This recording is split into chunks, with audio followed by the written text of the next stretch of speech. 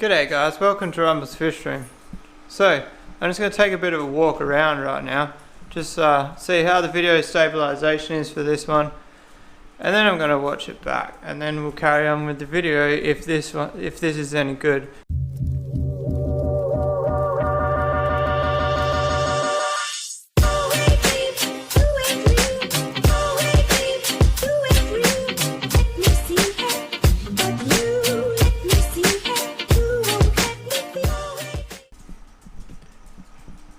Alright, so I think we solved that. Obviously I'm holding the camera at the moment, I don't have a handle for it, so that's going to affect our stabilization.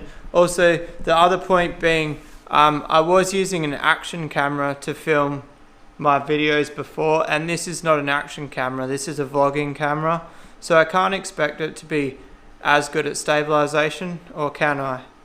Anyway, so I've played with the settings. I think I've got it better than I had it yesterday. You guys know yesterday's video. If you made it to the end, guys, congratulations, because it was so bouncy. I've dropped it back to 25 frames per second to try and give it that smoother feel. I'm not really trying to do slow-mo and stuff, so I don't think I need to go any faster than that. It's crazy how much different a new camera is. I ended up watching a couple of YouTube videos and learning about the camera, not cameras, and it took me like half an hour just to set all the settings up according to what was recommended to me for vlogging. So we'll see how these settings go.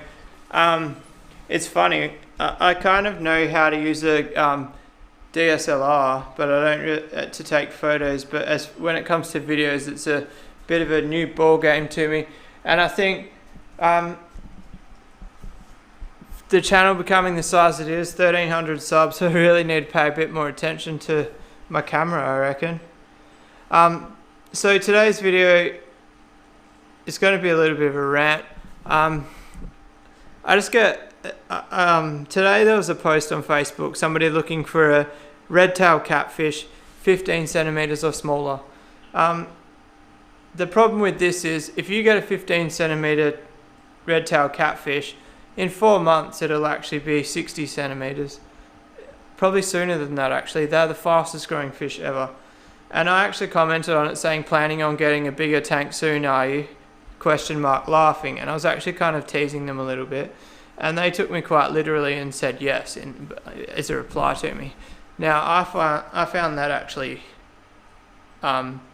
funny in a way, but also irritating.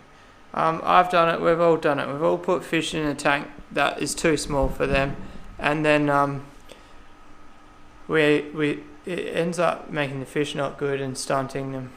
So if you are buying a fish, buy a fish that's suited to the tank size you have as an adult, if that makes sense. It's funny, I've tried to put fish in a tank that's too small for them with daily water changes and basically bulk food, heaps of filtration, and as far as Africans are concerned, it never works. Even with the cleanest of water, for some reason they still get stunted. My Electrochromis hirtae is a perfect example of that. I stunted them in a 2 foot by having 30 in a 2 foot, even though they had 20% water changes daily. The only fish that I've seen do well in that situation is flowerhorns. Flowerhorns seem to thrive. You put them in a 10 centimeter cube, as long as there's major water changes, they seem to thrive in little spaces for some reason. But anyway, I think that's a rant over. I kind of want to go in the fish room and just test the camera out a bit more on some fish and see how they look. One thing I'm going to have to get used to is like the screen's there, the lens is there. I've got to actually remember to look at the lens.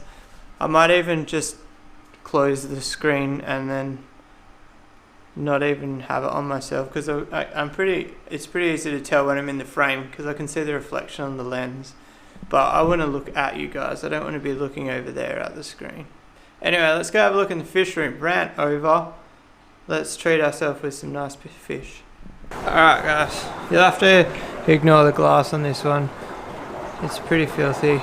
This tank and that tank, they cop all the extra water splashing off the ground.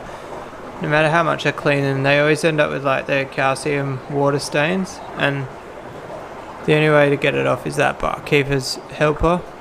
But we'll get there one day. Alright, so I'm shipping out these Bocochromis. I'm actually a bit nervous, guys. Looking like that guy there, those ones there are like pushing probably 8 centimeters. I just neglected to realize how big they were getting. I've got a big box, which is good.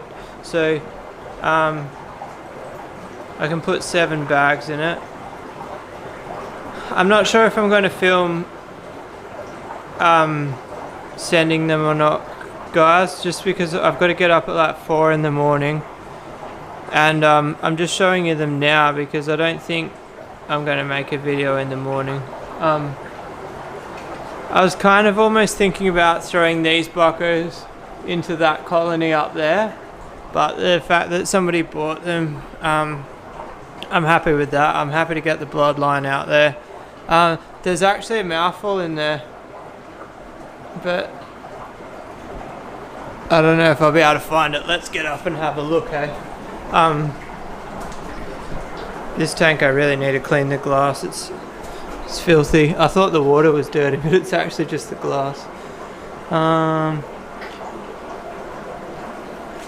Where is it?